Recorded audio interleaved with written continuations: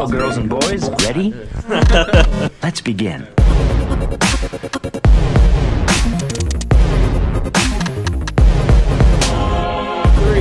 2, 1.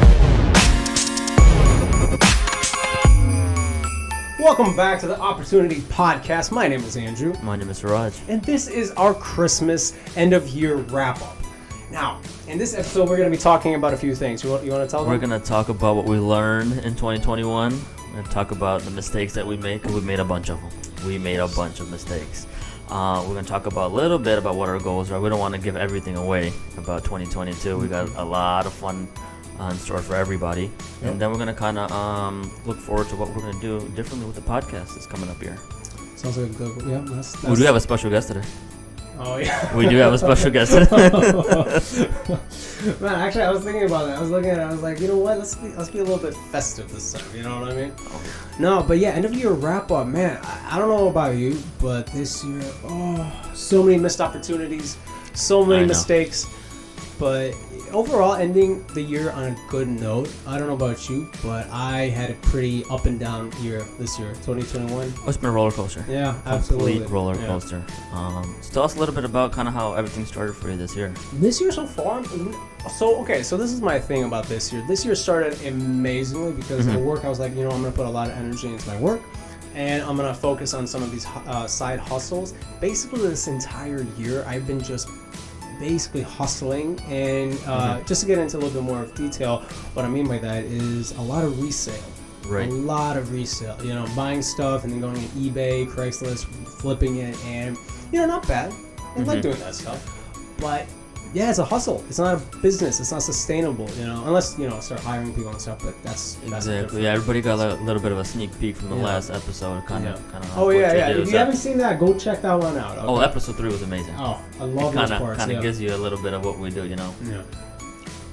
But no, this year so far, all I have to say is it was an interesting learning experience because I've never really put that energy into reselling before, except for this year. This year, at the start of January, I was like, I kind of want to make some extra money here and there. And then when I got started, I'm like, man, this is like addictive. You start like really like seeing the profit in every little detail. Like one product, $50. This product, $20. And then you have some days where one sale can be like $200 profit. Like you're like, man, that's a good day, But yeah, it's addictive. But it's not a sustainable business unless you start expanding and doing all of that. But no, it's just the idea of like you gotta work on the business, not in the business. But and the other thing is, you can't really focus on like a social life. You have work, and then you have the hustle, and then it's like, what's the time? You got to sleep sometime. You can't sleep, really, you eat, refuel up. Yeah. So that was one thing. I didn't really prioritize like social life this year. It was really just getting to know the business and really seeing what are my strong suits, what can I do, and where am I lacking. And this year, I just I really it's got weird. into that. Yeah, it's just like you kind of like separate yourself from everybody, like family, friends. But if you got it's a good way to learn. What you're good at. Yeah. But what about you? What about you? So like at the end of last year, that's when I kind of started dabbling into real estate. It was more educational last year, but this year was more implementing what I learned. Made a lot of mistakes, learned, met a lot of people, kind of understood how the game works, but there's a lot more learning to go. Every property you go to, every unit you go to, there's always a different problem, a different challenge.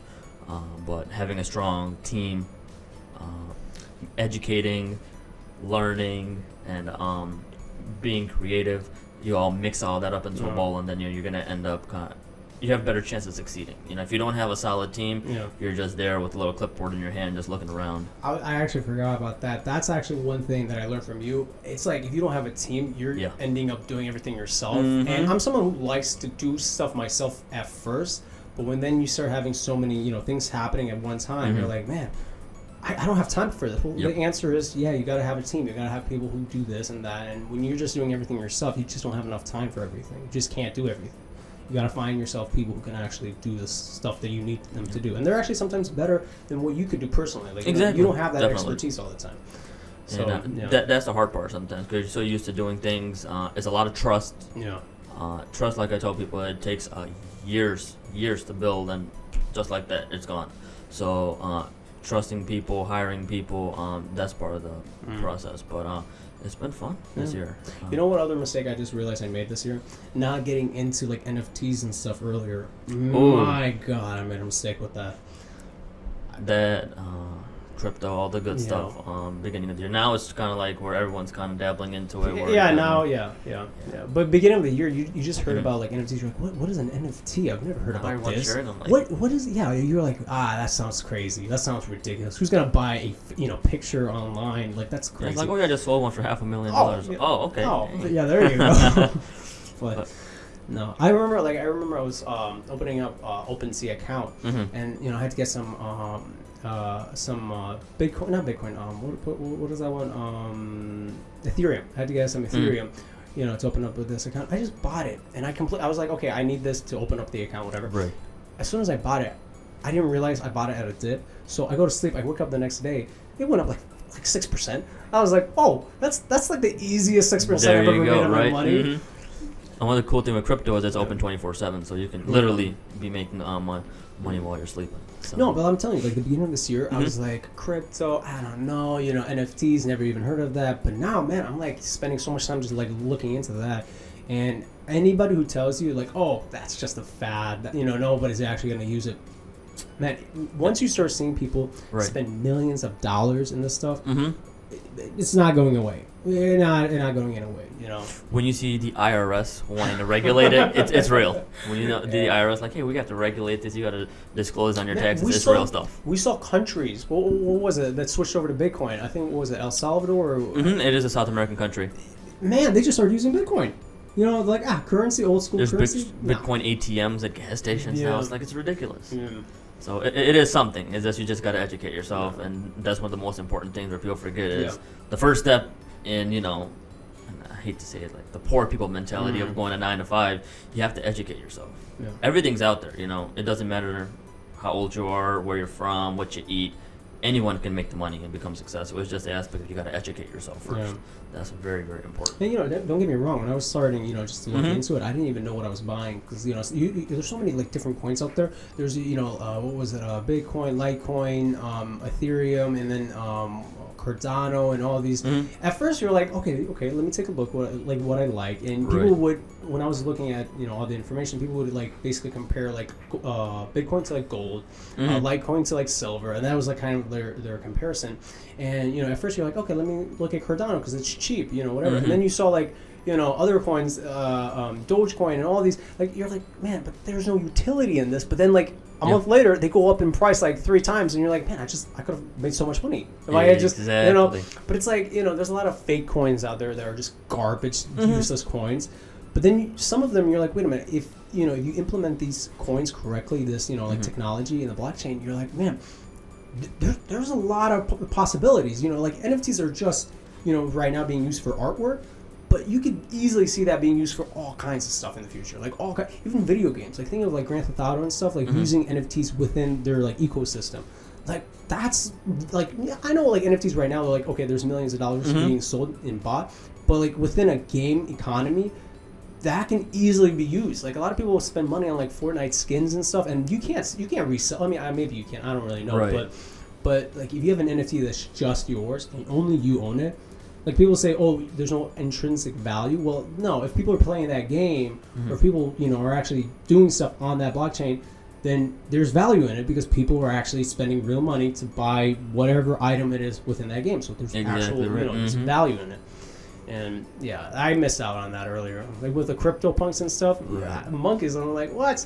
That's useless. But then you started doing the research. Like, wait, people who own this crypto or this NFT, they actually are invited to all these like yacht parties, and they're invited to like these events. It may and, look, it's like there's perks to this. You own this, you get some perks. It's not just owning a picture. So it took me a while to get into that mindset. It's sometimes just like trusting. Like, is it real? Is it fake? Yeah. And then once you kind of do your homework. No, because I've been like in the last year, I've been like basically even the year before 2020, I was like, okay, I'm only gonna make money on things I can actually like see and feel, and like, that makes sense to me, because if I buy something for $10 and I can sell it for $50, that makes sense to me. How much is shipping, how much is this, and it's a very old school like mentality, because it works. It works because it's actual things. but it's slow, and you need to scale, and it takes a long time, and it's profitable if you're very good at it. You know, if you're very good at inventorying and you're very good at, like, you know, just selling stuff, marketing it, then yeah, okay, that makes sense. But it's a slower process than going digital, and that's actually a goal for 2022. Go digital, go more digital. That's where the money's at. Yeah, that's what gives you the freedom, you know what I mean, of not having to sit in a brick and mortar store or, you know, do everything on your own. It's digital. You can be anywhere as long as you have internet connection. You're golden. You're solid. Now, I know you know this, but not a lot of people know this about me. Like, when I first, like, you know, was getting out of college, a lot of my business that I would, you know, make money from was just digital. Like, I didn't actually sell any actual, like, stuff. I sold services, digital services, and yeah, you can make a lot of money doing that. But, you know, a lot of people, you know, they have to position themselves in a way where they're actually worth that value. Because as soon as you're in one position and people start realizing what you're doing, a lot of people are going to copycat you. They're going to start trying to steal what you're doing, and then the market gets oversaturated, and now you're competing basically with 50 other people. Which your product, where you're selling your service, might be the best or like pretty good, but because there's so much competition, it's basically whoever has more money to, like, promote themselves. That's basically what it comes down to. But for example, like dropshipping, like, you know, it's crazy.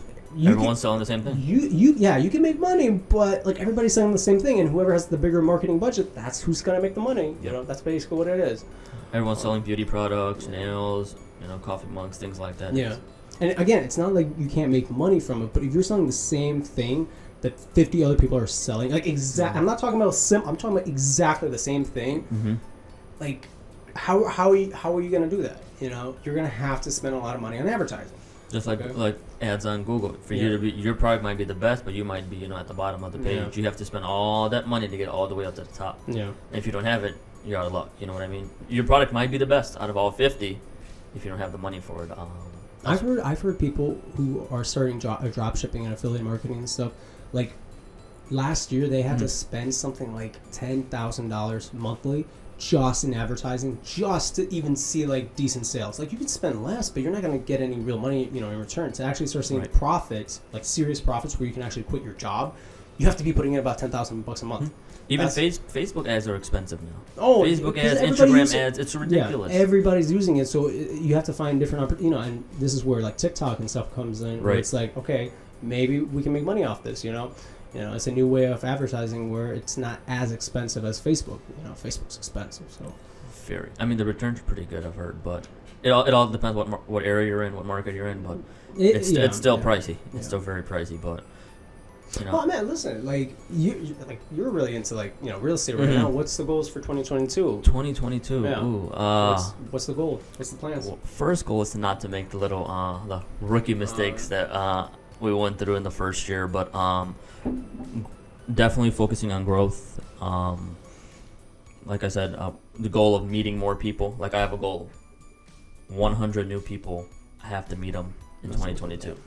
Out of those 100, even if 10 of them, 5 of them are, I can build a relationship with 5 or 10 of those people where we can help each other, I'm golden. If it's in the finance industry, if it's a real estate broker or this company or that company, where we can say, hey, we can actually launch. We grew a lot quicker than we wanted to for 2021. Luckily, we're still, you know, afloat really, really well. Like I said, we have properties lined up that we haven't even started working on, so it's pretty good. But growth definitely next year is very important. Meeting people and utilizing social media. We're going to be a lot more on TikTok. TikTok's fun. It's addictive. Yeah. TikTok, YouTube, and then we're gonna kind of get into the merchandise portion, kind of dabble into the market, see, you know, what we can do. We want to build a solid brand. You know what I mean? Yeah. This isn't just a couple unit company that's gonna. That's a good way to have, like, a solid, like, funnel, right? Because it's different than everybody else is doing in your industry. Yeah. So it has to be a solid brand. You know, it's not just a couple units here, a couple units there, and that's it. We'll sell a T-shirt or two. We want to have a solid brand. So that's a main goal for 2022. What about you? Yeah, to differentiate yourself from everybody else, and then more, you know, because you really don't know. Like, you know, you see in a partner for and you're like, okay, yeah, let's sign a lease, whatever. But it's the brand. Is there really a brand behind it? Yeah. That's what's really important. But what about you? What about 2022? I'm trying to go like 180, just completely do something completely different. Like I like what I like what I'm doing right now, but if I'm on this path, the only way really to expand and do more, whatever, is to really just start. It's really hard. It's a lot of overhead. Is basically the problem that I'm running into. Exactly. It's a lot of overhead. The next step for me, if I was to do what I'm doing right now, is basically get a warehouse. Start doing all that inventory and stuff. And going back to the previous problem, like you just don't have enough time in the day to really do it well. So I would come to this problem where it's like, well, I have to prioritize something. And I can't have everything working well. It's either going to be business, family, or friends. You can't have all three. It's going to have to be two, and one is going to be neglected, and that sucks because it doesn't have to be that way. But no, what I'm doing right now isn't bad, and I'm not going to really stop because it's really at the level where it's like maintaining itself. I don't really have to put in that much work right now because at the level it is right now, it's sustainable by itself. I really am doing almost maybe like 2 or 3 hours of extra work a week right now. Right. But to get it to this level right now, it took maybe a solid 2-3 months. Absolutely. Of just hard, like no stop, like building up. But for 2022, I'm gonna get into more of the digital space, like really go into like content, and I'm not talking about becoming like a like a influencer. I hate that idea. I'm not into that idea. But, automatic experts. Yeah, exactly. All of a sudden, yeah. But no, there's a lot of opportunities that people haven't really like capitalized on when it comes to like content creation. And I've been reading some books. I've been watching some these guys. They're talking about these crazy ideas they have. And when they tell you how much they're making and stuff, you're like, man, there's like, what are you doing? Right. And then when they explain it, when they actually when you actually do the research, you're like, well, that's pretty simple. That's not that complicated, but it takes work. You have to put in the work to actually get it up and running, and it has to be. And the problem with content, it has to be engaging. People actually have to want to listen to it, watch it, consume that content. But again, when you start like looking into all these professionals who are into this, area, they are making it seem too easy because they're just finding the right people. And this is going back to what you said. If you have the team to do it, it's not that hard. It's very easy, and it's like a factory. You just have the workers that do very well in their specific like area, their part, and then at the end you have a pretty nice product. You have a pretty nice, solid content, and honestly, if you monetize it correctly, people are going to consume it and not even realize they're making you money. Exactly. Okay, so that's very attractive to me. I see that, and a lot of people, again, like a lot of people are going into like crypto this, crypto that, or like, hey, I'm gonna do affiliate marketing or whatever, and that's fine, as investments, no problem. But for long-term sustainability, I want something that I can actually wake up in the morning and like to do, actually have something to do. And I think I'm gonna really put my efforts and like energy into like digital content for the next year. Again, not in the expert. Be expert, whatever type expert of thing. in every field. Yeah, I don't like that. But yeah, 180 from what I'm doing right now. Basically, just do something completely, different. I've done digital stuff in the past, but nothing like this.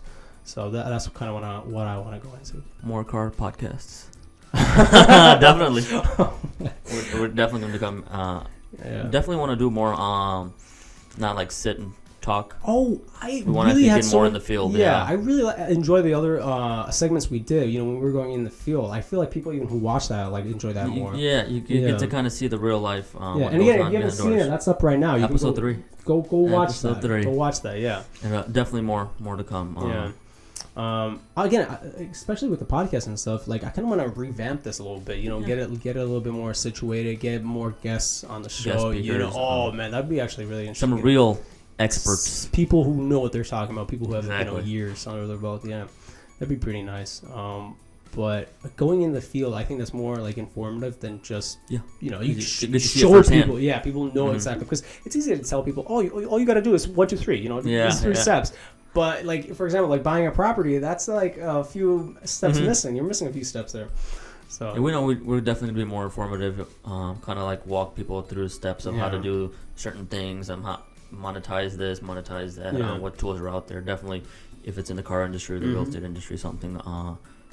We want people not to just get a laugh or crack a joke out of watching the podcast. Yeah, it's educational. Exactly. You got to learn. It may motivate you to start something that you've always been wanting to start. Yeah. So we want to kind of fuel you up real nicely. Because there's a lot of information that maybe you don't get from just watching the entertainment side of things. Yeah. So that's perfect for what we're doing right now. But when you have to when you're starting something, you have to see what actually it takes to actually do that stuff. What kind of overhead there is. What kind of actual physical stuff you have to do to actually get it to work. Because I feel like there's so many people on TikTok and stuff. They're like, oh, real estate, oh, it's so simple. You just buy it, you flip it, you refinance it, and boom, you made You buy money. another one. Yeah, another one. it's easy, Yeah. But it's like, man, you start actually looking into it. Like, oh yeah, you got to call a lender. Oh, you got to have. There's a lot of steps. Yeah, But you have to have a solid legal team, accountant, all that. Yeah. Just to make sure you're doing everything the right way. Unless you want that, IRS guy knocking at the Knocking door, at like, your door. Hey, where's that money? No, same thing with cars. Yeah, same thing with cars. There's a lot of easy steps if you just make it a 30-second video. It's like, oh, all you got to do is just buy this, sell that, and that's it. Man, but you don't understand. You have to have people who know what they're talking about, who can inventory it correctly. Who can actually know what they're looking at.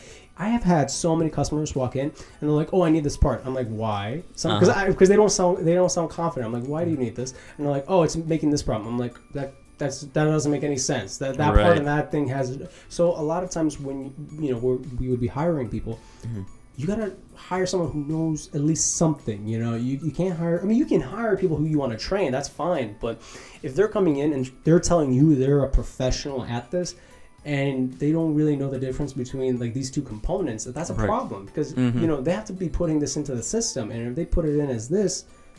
How if I sell it or whatever and it's not that, then we have a problem. Yeah, everyone, they read a book, watch a video, they're automatic. We're an expert. No, you're not. And it's a lot. Yeah, you have to set up these relationships and stuff with different companies, and for example, if I'm selling parts and stuff and I sell something that's really heavy, let's say it's a transmission or something, but it has to go all the way to Florida or New York or whatever, I have to ship that on a freight. Now the person, if you're just doing this for, the first time ever, that can sound really hard to do. Okay, how do I do that? How do I freight something? Not a lot of people have experience doing that. But not only that, even if you have experience doing that, you have to have brokers who can get you the cheapest price. Because if you just go to FedEx or UPS and be like, hey, I need to, sometimes they're the cheapest, sometimes. But, you got to know that. You go in and they're like, oh, it's going to be $400. You're like, is that a good price? You don't know. You don't know. Exactly. Yeah. So, stuff like that you have to have. Relationship building is important. Yeah, you have to have people who you can trust because, we have a good broker. The guy's been doing this for a while. So, if I have to ship something, he'll find me the best price. He'll go through 20 different services and he'll find the cheapest price to do this. So you have to have people who know what they're talking about, who are actually trying to make money by saving you money. Exactly. That's important. But what advice do you have for the viewers for this year coming up? Oh man, I'm always scared when I hear voice sounds like that. What happened? No, it's pretty simple. Listen, first things first. Don't be in your comfort zone. I hate sticking to what I'm comfortable with because I feel like after 2-3 months that, oh man, I'm really not progressing in life, And it's not so much always about making the most amount of money, because if I want to make the most amount of money, I just go into sales and that's it. Just sell something and that's it. Just be comfortable. No, you got to be comfortable doing new things. And I personally this year have been trying all kinds of different projects and hustles and stuff and seeing what works and what doesn't work. And I found something, it took me a couple of months, but I found something where I'm like, this one hustle, if I really wanted to make this into a business, I wouldn't have to work. Exactly. If I really focus my time on this could be my job, So it just depends on what you're trying. And a lot of people, they think, oh, I can't do that. That's too complicated. Well, have you really tried? Have you really looked into it? And the thing is, a lot of people do the opposite problem. They do so much research, but they'll never get started. Yep. Okay? Listen, you'll get more experience just by trying it than doing the research. Because a lot of people procrastinate. They'll do the research like, oh, I'm still got to figure this out. Oh, I still got... Bro, it's been 4 months. Have you even done any sales? Have you tried setting up a website or anything? No. Education is the foundation of it. It's just, but then you have to go out there and it's kind of like leading a horse to water, but you can't, force it to drink the water. Yeah. But that's important. Getting out of your comfort zone, trying, meeting people. Number one goal. Love that. On my sheet, meet 100 new people. Meeting people, you're gonna learn things that you didn't even know existed. Exactly. Yeah, you can meet someone and you can be like, I didn't even think of that. You know, someone can know something that you didn't even know existed. And psychologically, it makes you feel better when you're around people that are smarter and you're having like educated conversation. You're not just talking about what did you do this weekend. Did you watch this show? You watch that show. I mean, if that's what you prefer. That's what you prefer. I mean, if you want to make yourself better and you watch this podcast, there you go. Yeah. But that's important. That learning, getting out of your comfort zone. Yeah. That's number one. That's the way. I always heard this back in the day. Where it's like, oh, you got to network. But listen, like, you don't understand how valuable that is when you have connections. Like, if you know certain people, whatever, even if you don't need their services. Let's say they're doing something that you're like, okay, I'm not, like, that doesn't apply to me.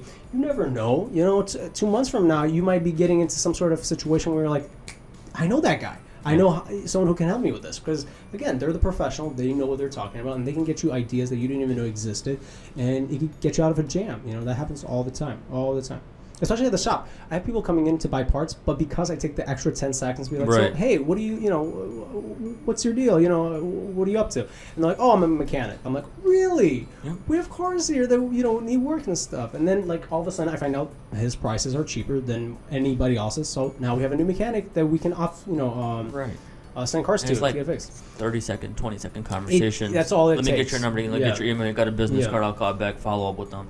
And that's important. Again, like, sometimes people walk in and I catch like an accent. And I'm like, where are you from? And they start like, oh, I'm from this area of, you know, Europe, whatever. I'm like, hey, I speak that language. There you go. Like, there you go. Now you have someone. Yeah. So it just, you know, it's always about take the extra 10 seconds to, you know someone, and you never know, you know, how valuable that relationship can be. So I like that one. Yeah. But what else, man? You got a few of them, don't you? Because we were talking this before the podcast started. Yeah, it's just being comfortable is like, it's easy for everybody, you know. It doesn't, like, it's kind of like in class when you're in like high school or grade school and you got to go up and do like a little bit of a speech in front of everybody, and you're all nervous and you're looking at everybody. Yeah. You kind of, you know, you got it's a lot of headache and all this and all that, but getting out of your comfort zone and meeting those people, and it's the little tiny things that matter, you know. Even if you got to go to a meeting or a bar, there's like, nowadays you go on Facebook like, oh, join this event. This event's going to be in your at the local hotel, at the local this bar, blah blah. That's the wherever. only reason I still have Facebook, because, like, you know, it's not. I don't really even care about the social aspect of Facebook. It's all about, like, the connections you have. Facebook Marketplace, amazing. Facebook events, amazing. You meet so many new people, and people you would never even know how to, like, you know, get in front of you. Like, for example, if you have a product or something, like, for example, you're renting something out or you're selling something. Right. Listen, you would be spending thousands of dollars advertising, trying to find them, and that might not even work. But because you're on Facebook, you know, people, you know, they look at your profile, they're like, okay, I can actually connect with this person a little bit differently than I would with, like, a traditional salesperson. And now you're just talking like people. Like, you're not trying to sell them anything. You're like, listen, I have this, you have that. Let's. Sometimes you might be in an aspect where you're trying to reach to the next step, or, you know, trying to solve a problem. You actually go end up meeting somebody who can do that for you. And like, sometimes there's random people that'll Facebook me, Instagram me, and guess what? I don't care if you're male, female, whatever. I'll hold a conversation just to see kind of if I'm able to give you a hand, or if you know, we can help each other out. If it doesn't work out, it doesn't work out. It's no bad blood, but you at least you did, you know, deny that person completely. That person may be having all the solutions to the problems that you're having, or they may know somebody who can help you. And that's one thing I think in this younger generation is like, oh, I'm a female. This random guy say, hey, what's up? Automatically, oh, he wants to date me. He wants to get. See where this goes. You might end up working at a place that you may say, hey, I need financing, or hey, I need to find a therapist, or I need to find a veterinarian, or something like that. And a lot of people kind of shun everybody away, and then at the same time, they're not meeting new people. If you're not meeting anybody, you're kind of, you know, like, segregating yourself from the entire world. You're doing yourself a disservice. Yeah. But one last thing I gotta say that really, really I enjoy is just reinvesting energy and time into yourself, and just, like, getting really good at something that you like maybe you're trying to do something for the first time, and, you know, you're not the best, you can't really find any information on free websites, let's say, you know, Google or YouTube, you know, it's just not doing it. Don't be afraid spending a couple bucks buying the books or courses that you need to actually get better at something, because listen, it's worth it. You don't know how much you're going to make from that one, even if it doesn't directly apply to you. If you're someone who's not, let's say, into insurance, but you buy a course on insurance, you don't know how much that can save you in the future. Exactly. You know, there's a lot of stuff like that where it's just don't be afraid to invest into your own knowledge. You know, spend that money, spend that time, and get comfortable with learning new things. And I think that's a lot of like today's problems. People don't really spend money on education the way they should. They think, okay, I'm gonna go to college, I'm gonna do this, and that's just gonna be it. That's it. I don't have to spend any more money. And I'll be honest with you, the only We're still good. Don't worry about it. We're still good. the only two reasons Yeah. I went to college, one was because I had Stop recording.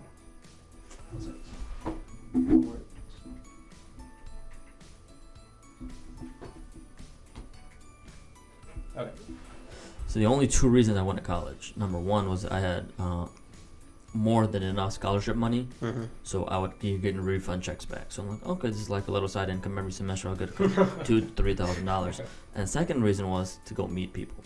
I didn't care if I got an A or a B in the class, Right. as long as I passed it and I had decent grades. That's what mattered. Yeah. But meeting the people and having that little side income were the only reasons why I went. Yeah. And the college education is only yeah. going to take you so far. It Yeah. really is. But like Everybody I said, has one like nowadays, me, so it's I spent $300 on the first real estate course.